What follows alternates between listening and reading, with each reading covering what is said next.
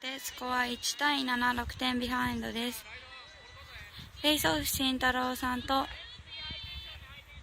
相手チーム、番号が見えません。ラスト1分半です。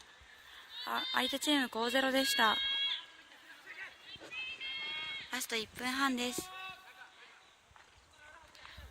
ボールダウン下の大佐さんがスクープしました。ゴール裏大佐さんからズボジュンさん、ボール右上しばちゃんにパス取りました。しばちゃんさんがボール持ってます。ボールしばちゃんさんからりょうじさんから渡る。